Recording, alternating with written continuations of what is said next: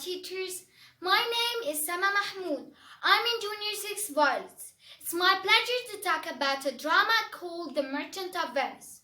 My video contains forms of drama, author history, our story, alternative ending, and finally, learned lessons from that play. Before talking about that play, first we must know, what does drama mean?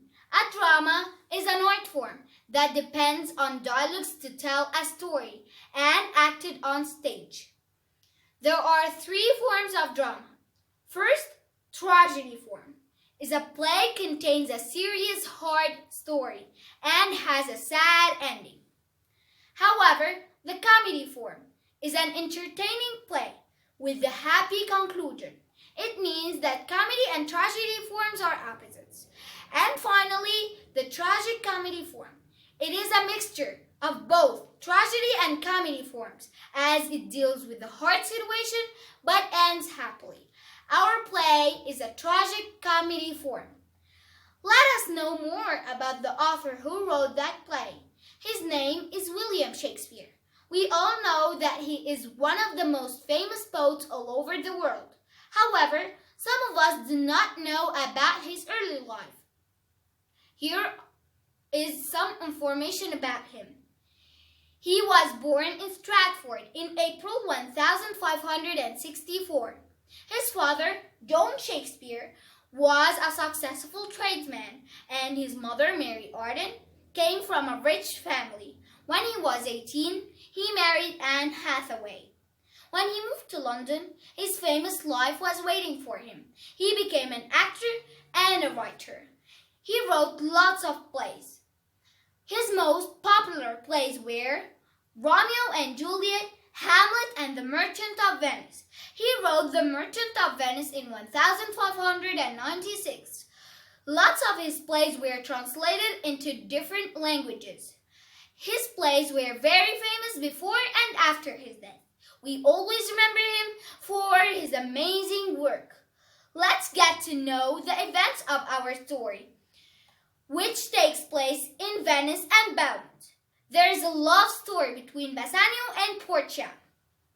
But Bassanio wanted some money to travel to Belmont to seek her hand. Here's a story of friendship between Antonio and Bassanio. Antonio is a wealthy, kind merchant and a good friend. Bassanio asks Antonio for a loan to help him. Antonio can't afford the loan, and all his ships are sailing.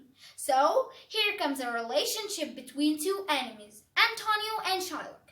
Antonio goes to Shylock to lend him the money. He agrees to give him the money, but under one condition. If he does not pay him back on time, he can take a pound of flesh from him. As we know, everyone hated Shylock, even his daughter Jessica. She was tired of living with him.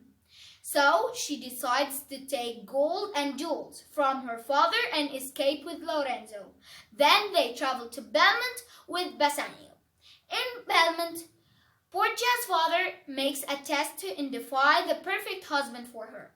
One of Portia's suitors, the Prince of Morocco, chooses the golden box, while the other one, the Prince of Aragon, selects the silver box. Both chose the wrong boxes. As the Prince of Aragon leaves, Bassanio arrives with Lorenzo, Jessica, and Gratiano. Then Bassanio passes the test and marries Portia, and also Gratiano and Nerissa in one day.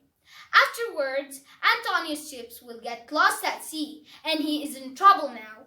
Shylock wants his pound of flesh. Then Portia thinks of an ingenious plan.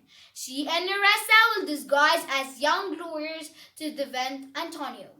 However, the law of Venice was on Shylock's side, but Portia's wisdom turns Shylock from a winner to a loser by allowing him to take his pound of flesh without spilling blood and enforcing him to pay all his money, as he planned to kill an inhabitant in Venice.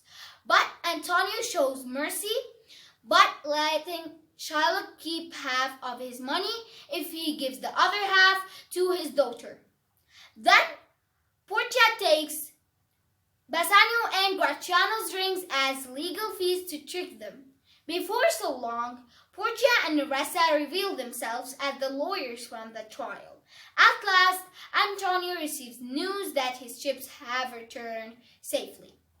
I have thought of an alternative ending to that play. All people who used to borrow from Antonio come to help and support him, and Jessica will know from Bassanio that her father wants to take a pound of flesh from Antonio. Later, she goes to the court and tells her father that she wants to pay all the money she owns if he forgives Antonio. After the pressure from all people and even his daughter, finally he agrees. What we can learn from that play? Number 1. Money is not everything.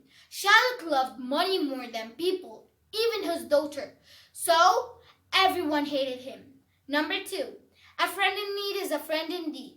Antonio and Bassanio were very good friends because Antonio helped Bassanio when he wanted to marry Portia, and when Antonio was in trouble, Bassanio tried his best to save him. Number 3. Greed never pays off. The Prince of Morocco wanted to marry Portia only for her money, so he failed in the test. Number 4. A righteous wife is the best choice for a happy life, and she is the one who stands beside her husband in crisis, as Portia and Nerissa stood beside their husband's friend when he was in trouble. Finally, I hope we try to forgive and not to seek revenge toward others. Thanks for watching that video. I hope you enjoyed my presentation. Goodbye.